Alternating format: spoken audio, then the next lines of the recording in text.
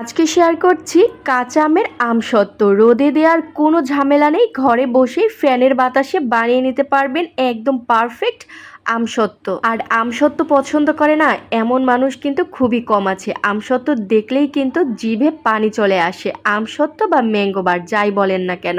আসসালামু আলাইকুম এভরিওয়ান। তো চলুন একদম সহজভাবে কিভাবে ঘরে বসেই আমসত্ত্ব তৈরি করে নিতে পারবেন সেটার রেসিপি আপনাদের সাথে শেয়ার করব। প্রথমে এখানে কাঁচা আমগুলো আমি গ্রেট করে নিয়েছি। আপনারা আপনাদের পরিমাণ মতো নিয়ে নেবেন। আমি আমার পরিমাণ অনুযায়ী কাঁচা আম গ্রেট করে নিয়েছি। আর এখানে আমি 1.5 কাপের মতো চিনি অ্যাড করে দিয়েছি। সামান্য পরিমাণ পানি অ্যাড করে দিলাম যাতে চিনিটা গলে যায়। এখানে 3টা এলাচ আর ছোট একটি তেজপাতা আর 2 টুকরো দারচিনি অ্যাড করে দিলাম চিনির মধ্যে। এখন ভালো মতো একটু নেড়েচেড়ে নিচ্ছি। তারপরে দিয়ে দিচ্ছি আগে থাকতে গ্রেট করে রাখা কাঁচা আমগুলো। এর মধ্যে সামান্য পরিমাণ লাল মরিচের গুঁড়া ছিল।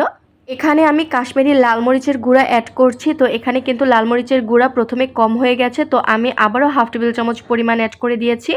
যেহেতু ম্যাঙ্গো বার একটু মিষ্টি হয় তো ঝালের পরিমাণ একটু কমই অ্যাড করে দেবো, আপনারা বুঝে অ্যাড করে দিবেন। তারপর স্বাদ মতো লবণ অ্যাড করে দিলাম। তো ভালো মতো করে নেড়েচেড়ে ঢাকনা দিয়ে ঢেকে রান্না করে নেব আম গলে যাওয়ার আগ পর্যন্ত। আর যেহেতু গ্রেট করে নেওয়া আম এখানে কিন্তু গলে যেতে খুব বেশি সময় লাগবে না। ঢাকনা দিয়ে 10 মিনিটের মতো রান্না করে নিলেই কিন্তু আমগুলো একদম গলে যাবে। ঢাকনাটা তুলে আমি আবার ভালো মতো করে নেড়েচেড়ে নিচ্ছি। আর এই ফাঁকে কিন্তু আপনারা মিষ্টিটাও অবশ্যই টেস্ট করে নেবেন। আপনারা কীরকম মিষ্টি খেতে পছন্দ করেন সেরকম অনুযায়ী আবারও চাইলে চিনি অ্যাড করে দিতে পারেন। তবে আমার মিষ্টিটা একদম পারফেক্ট ছিল তাই আর চিনি অ্যাড করতে হয়নি। প্রথম 10 মিনিট কিন্তু ঢাকনা দিয়ে রান্না করে নিলেই আমগুলো গলে যাবে। তারপরে আর ঢেকে দেওয়ার দরকার নেই। তারপরে লো আঁচে চুলার উপরে রেখে দিবেন। এতে কিন্তু কালারটাও সুন্দর আসবে। আর আমের মধ্যে যদি গোটা গোটা ভাব থাকে আমের তাহলে সেটাও একদম নরম হয়ে যাবে। তারপর আমি চিলি ফ্লেক্স অ্যাড করে দিলাম সামান্য পরিমাণ। আর এখানে খুবই সামান্য পরিমাণ 5 ফোড়নের গুঁড়া অ্যাড করে দিয়েছি। 5 ফোড়নের গুঁড়াটা আপনারা চাইলে স্কিপও করতে পারেন, তবে যেহেতু আমার আগে থাকতেই গুঁড়া করা ছিল তাই আমি সামান্য পরিমাণ অ্যাড করে দিয়েছি। গরম মশলাগুলোও তুলে নিয়েছি। তো ভালো মতো করে নেড়েচেড়ে এখন আমি নামিয়ে নিচ্ছি। আমের এই মিশ্রণটা যখন একটু ঠান্ডা হয়ে যাবে তখন কিন্তু আমসত্ত্বর প্রলেপটা দিতে হবে। তো এখানে আমি একটি বড় সেনি নিয়ে নিয়েছি, মেলামাইনের ছিল তাই আমি এটা নিয়েছি। আমি এরকম 2টা নিয়েছি। তো আমগুলো দেওয়ার আগে আমি সামান্য পরিমাণ সরিষার তেল ব্রাশ করে নিয়েছি।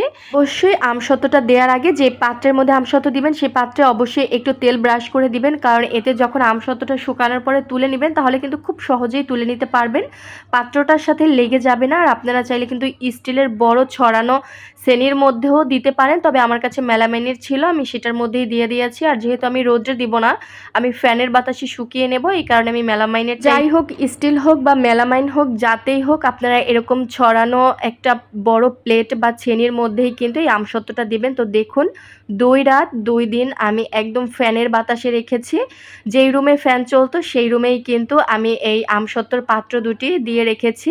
তো তারপরে 2 রাত 2 দিন পরে একদম পারফেক্টভাবে কিন্তু হয়ে গেছে আমসত্ত্ব। তবে আমার এই আমসত্ত্বটা আমি একটু পাতলা করেই দিয়েছি, যেহেতু আমি রোদ্রে শুকাবো না, আপনারা আপনাদের পছন্দ মতো দিয়ে নেবেন।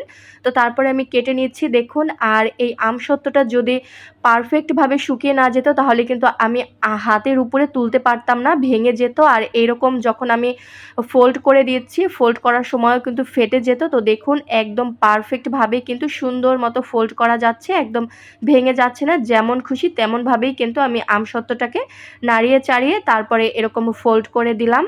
আপনারা চাইলেও কিন্তু রোদে দেওয়ার ঝামেলা ছাড়াই ঘরে বসেই ফ্যানের বাতাসে এরকম আমসত্ত্ব বানিয়ে সারা বছর জুড়ে সংরক্ষণ করতে পারবেন। আশা করছি আপনাদের কাছে রেসিপিটি সহজ লেগেছে, ভালোও লেগেছে।